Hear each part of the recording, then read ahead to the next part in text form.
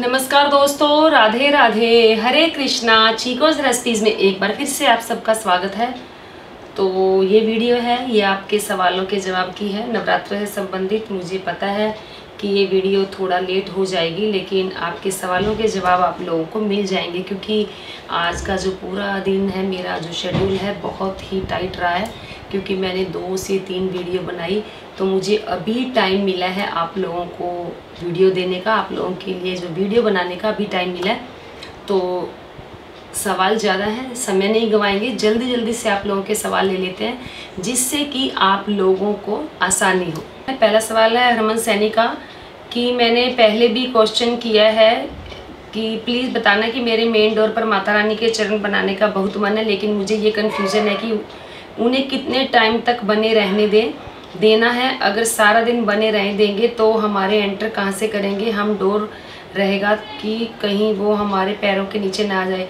तो जी ऐसा बिल्कुल भी नहीं है, पैरों को नीचे आ जाएंगे, क्योंकि आप ध्यान से चल ही सकते हैं एक दिन तो। और ऐसा कुछ नहीं है कि आप उसको बना कर नहीं रख सकते, ये तो एक शुभ होता है। तो आप अपने जो मेन गेट है, मैंने आज की वीडियो में बताया कि थोड़ा सा उसे साइड में करके बना लें। फिर सवाल है दीपक का, कि लड़का हूँ तो माता रानी को लौंग जला सकते हैं, और क्या मैं 2 लौंग जला सकता हूँ? तो जी मैंने हर वीडियो में आप लोगों को बताया है, इस बार हो सकता है बताना भूल गई हूँ, लेकिन फिर भी बता देती हूँ कि जो शादीशुदा हैं वो लौंग का जोड़ा चढ़ाएंगे। जैसे पति पत्नी ने किया है तो 1 लौंग का जोड़ा चढ़ाया जाएगा। और अगर शादीशुदा आप नहीं हैं, अनमैरिड हैं, तो आपको सिर्फ 1 लौंग माता रानी को अर्पित करनी है। फिर सवाल है क्यूट स्केची का, कि क्या अखंड दिया भी दोबारा यूज़ कर सकते हैं? तो जी अगर मिट्टी का है तो नहीं यूज़ कर सकते, अगर पीतल का है तो आप यूज़ कर सकते हैं। फिर सवाल है क्यूट स्केची का, कि पिछली बार जो उगाए थे वो हम उसका दोबारा यूज़ कर सकते हैं क्या? तो जी बिल्कुल भी नहीं। जो तो वैसे तो हर बार नहीं लेके आए जाते, मुझे नहीं समझ में आ रहा कि आप कौन से जो की बात कर रहे हैं। फिर सवाल है मयंक का प्रणय का, कि क्या हम 1 दिन पहले से ही बंधनवार बना सकते हैं क्या? तो जी बिल्कुल, आप 1 दिन पहले जो बंधनवार है वो बना कर रख सकते हैं। फिर सवाल है राजेश छाबरा का, कि मैम प्लीज़ ये बता दो कि उत्कीलन और सपोदर कैसे करते हैं, और करना ज़रूरी होता है क्या? तो जी जो उत्कीलन और जो भी दुर्गा सप्तशती में पहले दिए होते हैं, कीलक स्तोत्र है, उत्कीलक है, जो भी दिया होता है, जैसे दुर्गा कवच दिया होता है, पहले आप उन्हें सबको पढ़ेंगे, फिर उसके बाद ही आपको जो दुर्गा सप्तशती का पाठ है वो शुरू करना है। फिर सवाल है बबीता अग्रवाल का, कि प्लीज़ बताइए कि कलश के ऊपर नारियल की स्थापना करते हैं तो फिर उस नारियल का क्या करें? तो जी उस नारियल का कुछ लोग तो मंदिर में चढ़ा आते हैं, जो मंदिर में चढ़ा कर आएंगे वो भी प्रसाद के रूप में किसी न किसी को मिलेगा ही। तो जो आप मंदिर में जो आप कलश के ऊपर स्थापना में चढ़ाते हैं तो वो नारियल आप अपने घर में यूज़ कर सकते हैं। फिर सवाल है धर्मेंद्र सोनी का, कि माता रानी की अखंड ज्योत रखते हैं तो रात को पर्दा लगा सकते हैं क्या? तो जी बिल्कुल भी रात को पर्दा आपको नहीं लगाना है। फिर सवाल है जय लड्डू गोपाल का, कि मेरी मम्मी जो बोने के लिए ज्वाला छोटा ले आई गलती से, और कलश बड़ा है, अगर ऊपर रखेंगे तो जो के लिए स्पेस नहीं बचेगा, तो क्या करूँ? तो जी जो कलश है आप अलग से स्थापना कर दें, अलग जगह पर रख दें, मंदिर के आगे या जहाँ भी आपने जो चौकी लगाई है वहाँ रख दें। फिर सवाल है सोनी ठाकुर का, कि मेरे यहाँ किसी की मृत्यु हो गई थी तो उनकी आज 13 भी नहीं है, तो नवरात्रि कर सकते हैं, पूजा पाठ कर सकती हैं क्या? कि पूजा हो जाएगी तो क्या हम व्रत रख सकते हैं? तो जी घर में किसी की मृत्यु हो जाती है तो कहते हैं कि उस दौरान पूजा पाठ निषेध होता है, लेकिन हम मानसिक पूजा कर सकते हैं। हाँ, अगर व्रत आप रखना चाहते हैं तो व्रत आप रख सकते हैं।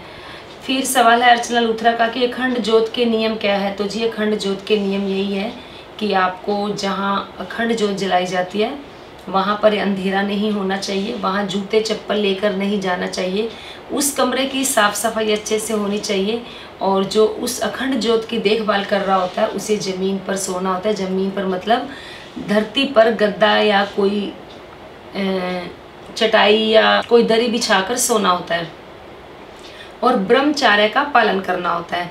फिर सवाल है कि मैम कलश में क्या डालें? तो जी कलश के अंदर आप खुले पैसे डाल सकते हैं, हल्दी की गांठ डाल सकते हैं, या थोड़ी सी दूर्वा भी डाल सकते हैं।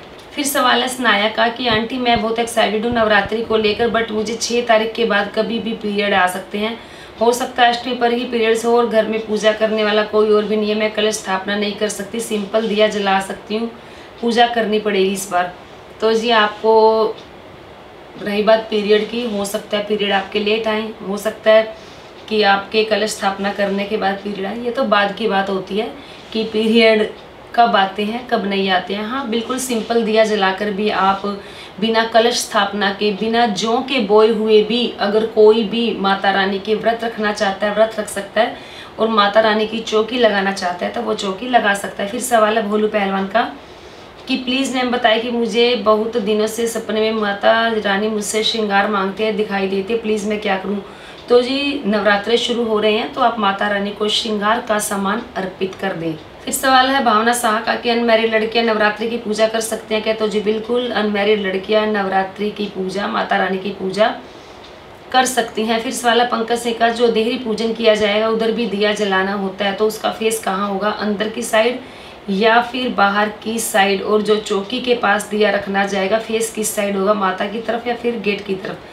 तो जी जो भी दिया जलाया जाता है, सिर्फ दिवाली के दिन जो दिया जलाया जाता है लक्ष्मी जी का, उसका जो मुख है वो हमारी तरफ होता है, लेकिन अदरवाइज किसी भी पूजा में जब हम आरती करते हैं तो दिया जो होता है वो हमेशा किसी भी विग्रह, कोई भी मूर्ति है उसी की तरफ होता है। फिर सवाल है प्रबल शुक्ला का कि मैम मेरे यहाँ नवरात्रि के फास्ट रखे जाते हैं, मम्मी लोग रहती हैं बट मैं नहीं रहता, तो क्या मैम मैं दुर्गा सप्तशती का पाठ कर सकता हूँ? क्योंकि मैं व्रत नहीं रहता हूँ तो मैं पाठ कर सकता हूँ, और क्या मैं शाम को कर सकता हूँ? और मैम हमारी दुर्गा सप्तशती में उत्कीलन स्तोत्र और सप्तोदर ये कुछ नहीं है, सिर्फ कवच है और अर्गला है और कीलक है, तो क्या यही सब पढ़ सकते हैं? प्लीज़ मेरे सवाल का जवाब दें, माफ़ करें सवाल बहुत बड़ा हो गया। बस एक सवाल, घर को शुद्ध करने के लिए घर में क्या छिड़के जिससे घर बहुत पवित्र हो जाए? तो जी गंगा जल से पवित्र कुछ भी नहीं होता, गंगा जल छिड़के और घर में कपूर जलाएं, तो कपूर जलाकर आप अपने घर की नकारात्मकता को दूर कर सकते हैं। रही बात कि आपकी बुक में जो जो स्तोत्र हैं आप वही पढ़ें, जरूरी नहीं है कि आपको उत्कीलन और सपोदर जो भी स्तोत्र है वो पढ़े। हाँ लेकिन दुर्गा सप्तशती में कीलक स्तोत्र होता है, अर्गला स्तोत्र होता है और उसके अंदर कीलक स्तोत्र भी होता है, और जो ये है दुर्गा कवच भी होता है, तो आप वही पढ़ लें। फिर सवाल है सोमा का मैं पहली बार पूजा करूँगी, खुद से पूजा करूँ या पंडित जी से करवाऊँ? किस दिन विसर्जन देना है, कैसे करना? अगर विसर्जन करने के बाद हम बाहर जा सकते हैं, अपनी बेटी की पूजा कर सकती हूँ क्या? अपनी बेटी को पूजा कर सकती हूँ या, क्योंकि हमारे घर में 4 बेटी है, अष्टमी हो या नवमी को कन्या भोजन करना चाहिए। तो जी जरूरी नहीं है कि पंडित जी को बुलाकर ही पूजा पाठ करवाया जाए, आप अपने आप से अपने घर में पूजा पाठ कर सकती हैं। रही बात कन्या पूजन की, आपके घर में 4 बेटी है तो आप उनका कन्या पूजन करें, 1-2 बाहर से बुलवा लें। और दूसरी बात कि आपने अष्टमी करनी है या नवमी करनी है, तो अगर आप पहली बार कर रही हैं तो आप जो भी पहली बार नियम बनाएंगी आपको हर बार वही नियम लेना होगा। अगर आप पहली बार अष्टमी के दिन पूजा करेंगी कन्या का तो अष्टमी के दिन हर बार करना पड़ेगा, और अगर नवमी के दिन करेंगी तो हर साल नवमी के दिन करना पड़ेगा जब भी नवरात्रे आएंगे। तो ये आपकी इच्छा के ऊपर डिपेंड करता है कि आपको अष्टमी करनी है या नवमी करनी है, दोनों दिन ही बड़े शुभ होते हैं। फिर सवाल अनीता देवी का कि माता रानी की मूर्ति लाना चाहते हैं तो कब लाएं? तो जी अभी नवरात्रे चल ही रहे हैं, जैसे पहला नवरात्र है आपको पहले लेकर आ जानी चाहिए थी। मैंने हर बार आपको बोला कि नवरात्रि में आप मूर्ति की स्थापना कर सकते हैं और पहले मूर्ति लाकर अपने घर में रख सकते हैं, तो चलो कोई बात नहीं, आप पहले नवरात्रे ना से कुछ लोगों के दूसरे नवरात्रे जो बोए जाते हैं, जैसे हमारे घर में दूसरे नवरात्रे जो बोए जाते हैं लेकिन हम पहले नवरात्रे में ही करने लग गए हैं आजकल, तो आप दूसरे नवरात्रे से भी माता रानी की जो मूर्ति है लाकर पूजा कर सकते हैं।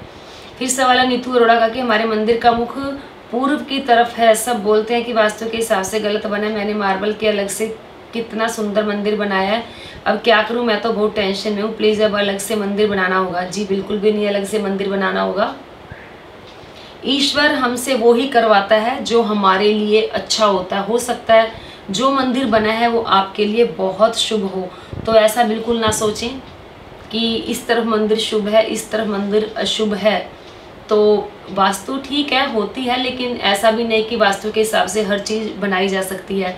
वास्तु के हिसाब से जब हमारे ग्रह अच्छे होते हैं तो हर चीज़ अपने आप अच्छी होती चली जाती है। और रही बात भगवान की, तो भगवान कण कण में है, हर जगह में है, पूर्व पश्चिम उत्तर दक्षिण हर जगह भगवान विद्यमान है। फिर सवाल है आशा पवार का कि मैं पूछना चाहती हूँ कि मेरे घर में माता रानी का बहुत छोटा सा विग्रह है जिससे मैं स्नान करवाती हूँ, लेकिन अभी नवरात्रि में घट स्थापना नहीं करना चाहती हूँ ना जयंती। तो जी कोई बात नहीं, पूजा कर सकती हूँ, क्या रोज़ नहला सकती हूँ? तो जी बिल्कुल, आपने पूछा कि आप घट स्थापना नहीं कर सकती, जयंती नहीं बो सकती, तो कोई बात नहीं, सिंपल पूजा करें। और आपने बोला कि रोज़ स्नान करवा सकती हूँ क्या? तो जी अगर ब्रास की मूर्ति है तो रोज़ स्नान करवाएं, मार्बल की मूर्ति है तो रोज़ स्नान ना करवाएं। फिर कुछ लोगों ने पूछा था कि मैम मार्बल की मूर्ति को रोज़ स्नान क्यों नहीं करवाया जाता? तो जी मार्बल की मूर्ति में जो कलर किया होता है उनकी कोटिंग उतरने का डर रहता है, जैसे उनकी आँखों पर, उनके होठों पर जो मेकअप किया होता है उसके उतरने का डर बना रहता है। फिर सवाल है जय लड्डू गोपाल का कि मैंने गेट से वो चरण की पूजा करने के बाद वो दिया कब उठाना है? हमारे यहाँ सुबह जब भैंस मतलब पशु को बाहर ले जाएंगे नहलाने के लिए तो वो पानी से मिट जाएंगे, क्योंकि मोटर चलाकर उन्हें नहलाना होता है। तो सेकंड नवरात्रि पर क्या पैर से बनाऊं और क्या डेली फिर बनाना होगा?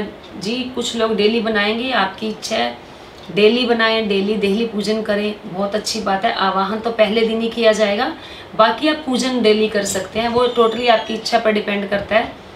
रही बात दिए में आप घी इतना ही डालें कि जो थोड़ी देर तक दिया जले, उसके बाद अपने आप वो शांत हो जाए। फिर सवाल है श्वेता का माता रानी के आगे पान के पत्ते में सुपारी लौंग रखना है, वो 9 दिन तक ऐसे ही पड़ा रहने देना है, उसके बाद इनका क्या करना है? तो जी उसको ऐसे ही पड़े रहने देना है, तो बाद में वीडियो आपको मिल जाएगी इनका क्या करना है। फिर कुछ लोगों ने पूछा कि मैम माता रानी को क्या पान का पत्ता, लौंग, सुपारी, इलायची रोज़ चढ़ाना है? तो जी ऐसा कुछ नहीं है, रोज़ नहीं चढ़ाना है। फिर कुछ लोगों ने पूछा कि षोडश मातृका बनानी जरूरी है? तो जी ऐसा कोई ज़रूरी नहीं है। फिर कहा कि षोडश मातृका की पूजा बड़े विधि विधान से होनी चाहिए, बड़ी नियमों से होती है। तो जी नियम, जहाँ भक्ति में नियम आ जाता है वहाँ भक्ति नहीं की जाती, क्योंकि भक्ति तो सिर्फ अपने भावों से की जाती है, प्रभु की सेवा अपने भावों से की जाती है। तो अगर आपको षोडश मातृका नहीं बनानी तो कोई दिक्कत नहीं है, नवग्रह आप बनाएं, अच्छा रहेगा। और जो नवग्रह पे है फूल आप रोज चढ़ाएं, बाकी जो नवग्रह पर पान का पत्ता चढ़ाया हुआ है वो सिर्फ एक दिन ही, पहले दिन ही चढ़ाना होगा। फिर सवाल है सीतू माथुर का कि आज अमावस्या के दिन नवरात्रि का सामान ला सकते हैं नहीं?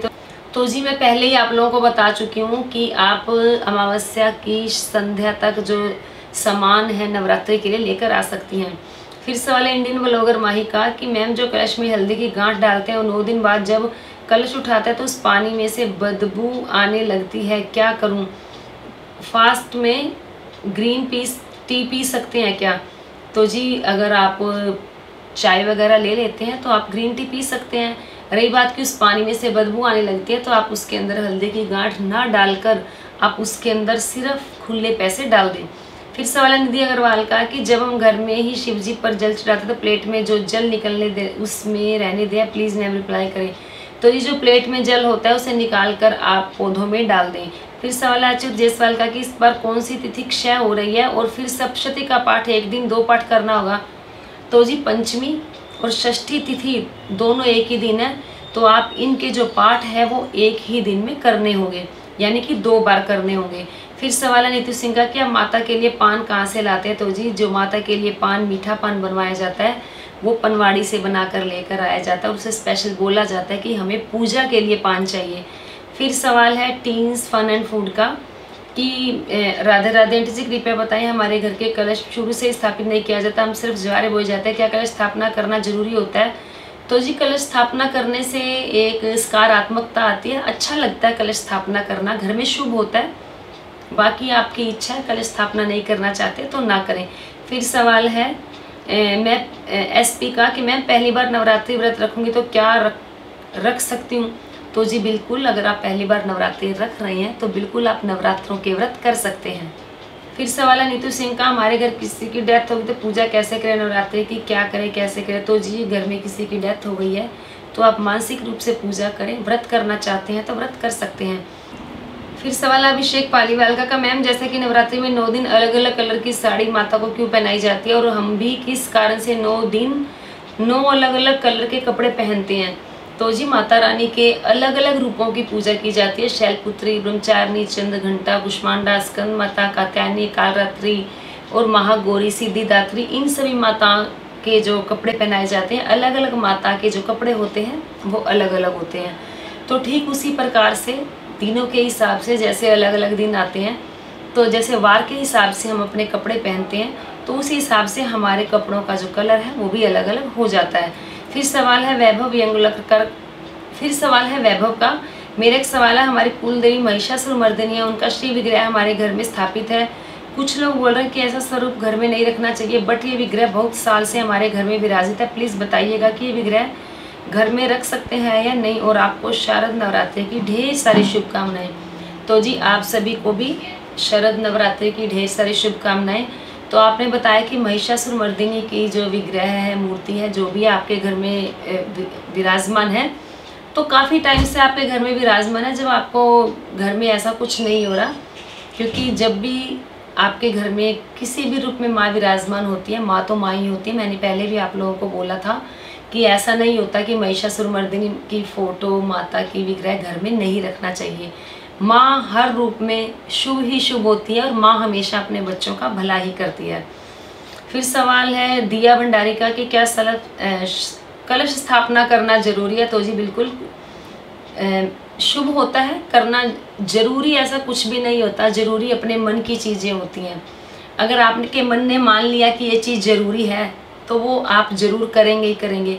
अगर आप मन में कहीं डावाडोल हो रहे हैं तो समझो कि आपके लिए ये ज़रूरी नहीं है, तो किसी के कहने से भी आप नहीं करेंगे। हाँ, ये ज़रूर कहूँगी कि इससे घर में शुभता आती है, ये शुभता का प्रतीक होता है। फिर सवाल है मनन गहलोत का कि मैं हर बार पूरे नवरात्रे करती हूँ, लेकिन इस बार मेरी तबीयत खराब है, तो घर में सब लोग मुझे सारे व्रत करने को मना कर रहे हैं, लेकिन मेरा दिल नहीं मान रहा। प्लीज़ बताइए मैं क्या करूँ। अगर 9 दिन 9 व्रत कर पाए तो क्या अखंड ज्योत जला सकते हैं।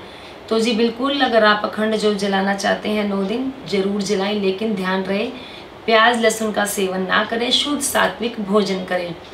फिर सवाल है पंकज सिंह का कि माता जी के पास पान का पत्ता रखा जाएगा, उनमें अनमेरिड है वो भी जोड़ा रखेंगे या फिर सिंगल ही रखेंगे।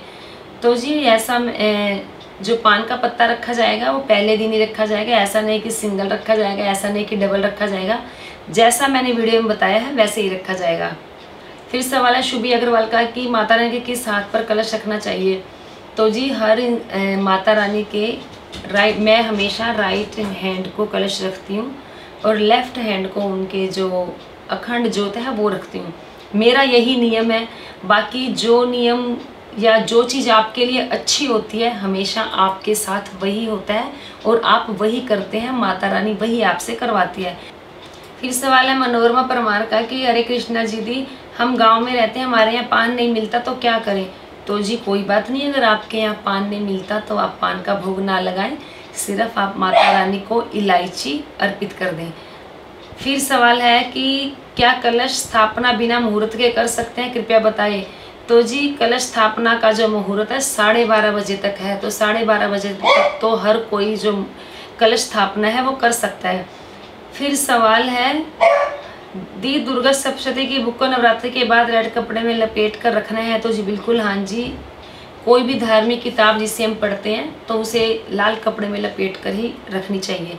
फिर सवाल है सागर का कि व्रत में कौन सा आटा यूज़ कर सकते हैं और एक वीडियो इस पर बनाए कि नवरात्रि व्रत में क्या खाएं क्या ना खाएं। तो जी आपके जो सवाल को मैंने स्क्रीनशॉट ले लिया है, तो जैसा ही मुझे मौका मिलेगा वीडियो बनाऊंगी, लेकिन फिर भी थोड़ा सा बता दूं।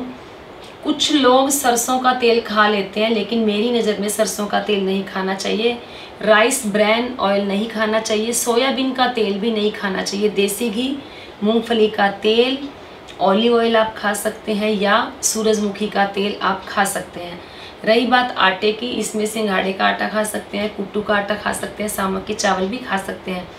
बाकी वीडियो भी थोड़ा डिटेल में बनाने की पूरी कोशिश करूँगी। फिर सवाल है तक्षित दिवाकर का कि सरसों के तेल में दीप जला सकते हैं क्या। तो जी सरसों के तेल में दीपक सिर्फ दिवाली के दिन जलाया जाता है। बाकी माता रानी के लिए आप तिल के तेल का दिया जला सकते हैं। फिर सवाल है स्नायक है कि माता के मंत्र जाप रुद्राक्ष की माला पर कर सकते हैं और कोई माला नहीं है तो दुर्गा कवच और अर्गला स्तोत्र रोज पढ़ना होता है। या बस पहला अध्याय शुरू करने से पहले, बिकॉज पढ़ने के टाइम बहुत लगता है। मैं लास्ट टाइम तो बस फर्स्ट डे पढ़ा था। तो जी आप नियम उतने ही बनाएं जितने आप उनका बड़े श्रद्धा से, बड़े भाव से पालन कर सकें। रही बात माता के मंत्रों का जाप, रुद्राक्ष की माला से नहीं किया जाता। आप लाल चंदन की माला से और स्फटिक की माला से माता के मंत्रों का जो जाप है वो कर सकते हैं। फिर सवाल है स्वाति का कि मैं चाय नहीं पीती, क्या व्रत में चाय कॉफ़ी पी सकते हैं? तो जी अगर आपको पीनी है तो आप व्रत में चाय या कॉफ़ी पी सकते हैं। फिर सवाल है हमें विसर्जन नवमी को करना है दशमी को, तो जी आपको विसर्जन से पहले जो वीडियो है वो मिल जाएगी। फिर सवाल है चित्रा का कि इस बार आप चौकी हटाएंगी तब चौकी हटा के दिखाएंगी। तो जी बिल्कुल, इस बार जब मैं अपने चौकी हटाऊंगी तो आप लोगों के साथ वीडियो शेयर करूंगी। दूसरा आपने बोला कि लाइव आरती करके दिखाना, तो जी बिल्कुल कोशिश मेरी रहेगी इस बार आपको लाइव आरती दिखाई जाए। फिर सवाल है उत्कर्ष बिष्ट का कि मैम जिस पत्र में हम ज्वारे बोते हैं उस पत्र को क्या विसर्जन करना होता है? तो जी विसर्जन आप कर भी सकते हैं, नहीं तो उसके ज्वारे निकाल कर किसी कच्ची मिट्टी में दबा दें या किसी गाय को खिला दें, और जो उसका पात्र होता है उसे आप चिड़ियों को या पक्षियों के पानी के लिए, दाने के लिए यूज़ कर सकते हैं। फिर सवाल है वंशिका का कि मैम क्या सांझी माँ को विराजमान करना जरूरी होता है, क्योंकि हमारे पास दुर्गा माँ की मूर्ति है, तो क्या हम दुर्गा माँ को ही नहीं बिठा सकते? तो जी बिल्कुल, आप दुर्गा माता को बिठाकर उनकी पूजा अर्चना सेवा कर सकते हैं। फिर सवाल है आदित्य का कि आप माता रानी के हाथ के कंगन और मुकुट हर एक नवरात्रि में चेंज करती हैं, जरूर बताइएगा। तो जी कोशिश मेरी रहती है कि चेंज करूं, लेकिन ऐसा ज़रूरी भी नहीं है, कई बार चेंज नहीं भी किया जाता, कई बार उनके कंगन भी वही होते हैं, मुकुट भी वही होता है। तो ऐसा कुछ नहीं है कि मैं, हाँ उनकी जो पोशाक है, उनकी जो आभूषण है, ज्वेलरी है, वो हर बार मैं उनकी नई ही लेती हूँ। फिर सवाल है चिराग पुरोहित का कि मैम मैं नवरात्रि के व्रत रखूँगी। एक्चुअली मैम हमारे घर में सब रखेंगे नवरात्रि के व्रत पूरे 9 दिन। मैम हमारे कान्हा जी को भी हम अपने साथ ही व्रत रखवा सकते हैं क्या? कोई फलाहार करेंगे तो उन्हें भी कर, तो जी बिल्कुल, आप जो आप खाएंगे अपने कान्हा जी को वो खिला दें। मतलब ये है कि उनका आपको भोग लगाना है और अच्छे से पेट भरना है, क्योंकि हमारे कान्हा जी, हमारे बाल गोपाल जी हैं, वो खाने के बहुत शौकीन हैं। फिर सवाल है राधे कृष्ण दास का कि राधे राधे आंटी जी, हम फर्स्ट और लास्ट व्रत रख रहे हैं, तो बाकी दिन मैया को नॉर्मल सब्जी रोटी का भोग लगाएगा। तो जी ऐसा नहीं है, आप माता रानी को फ्रूट का भोग लगाएं, ड्राई फ्रूट का भोग लगाएं, दूध का भोग लगाएं। तो मैंने नहीं सुना कि माता रानी को नवरात्रों के दौरान रोटी सब्जी का भोग लगाया जाता है। फिर सवाल है वैशाली का कि माता लड्डू गोपाल की नवरात्रि स्पेशल सेवा का वीडियो अपलोड करें। तो जी बिल्कुल कोशिश रहेगी। आपका भी क्वेश्चन, आपके क्वेश्चन का भी मैंने स्क्रीनशॉट ले लिया है, तो कोशिश रहेगी आपको वीडियो मिले। फिर सवाल है नंदू गोपाल का कि अगर हम चौकी पर स्थापना करने की जगह घर के मंदिर में स्थापना कर ले तो ठीक रहेगा। तो जी बिल्कुल, जैसे आपकी इच्छा है आप वैसे करें, लेकिन मेरा यही मानना है कि जो भी करें पूरे श्रद्धा से, पवित्र मन से और अच्छे भावों से पूजा करें। फिर सवाल है अर्पित चौहान का कि क्या हम लड्डू गोपाल जी को माता रानी के साथ चौकी पर विराजमान कर सकते हैं? तो जी बिल्कुल, लड्डू गोपाल जी को माता रानी के साथ चौकी पर आप विराजमान कर सकते हैं। फिर सवाल है ज्योति का कि मैम हर नवरात्रि में माता रानी के कपड़े चेंज करने होते हैं? तो जी बिल्कुल, माता रानी के कपड़े कोशिश करें हर नवरात्रि में चेंज करें, और करे भी जाते हैं, क्योंकि साल में 2 बार ही तो नवरात्र आते हैं। वैसे तो गुप्त नवरात्रे 2 बार और भी आते हैं, लेकिन शारदीय नवरात्रे बड़े नवरात्रों में आते हैं। तो माता रानी के जो कपड़े हैं, उनकी जो पोशाक हैं, ज़रूर चेंज करें। फिर सवाल है टीन्स फन का कि राधे राधे आंटी जी, कृपया बताएं हमारे घर में कलश स्थापना शुरू से नहीं की जाती, हमारे घर में सिर्फ बोए जाते हैं। तो जी जो आपके घर में परंपरा है आप उसी के हिसाब से चलें। फिर आप लोगों के सवाल है कि मैम गेट पर जो दिया है वो कब उठाना है? तो जी मैंने बताया ही है कि दिया आपको जैसे ही दिए में घी खत्म हो जाए, बाती पूरी तरह से जल जाए, दिया शांत हो जाए, उसके बाद आप उस दिए को वहाँ से उठा लें। तो ये थी आप सभी के सवालों के जवाब की वीडियो। तो आगे भी आपको इन नवरात्रों के दौरान जो जो वीडियो चाहिए, प्लीज़ आप कमेंट बॉक्स में जाकर मुझे ज़रूर बताएं। वीडियो आप लोगों को मिल जाएगी। तो आज की वीडियो के लिए वीडियो को लाइक करें, शेयर करें, चैनल को सब्सक्राइब करना बिल्कुल ना भूलें। हमेशा की तरह अपने सुझाव देते रहें। आज के लिए इतना ही, फिर मिलते हैं। धन्यवाद। हरे कृष्ण।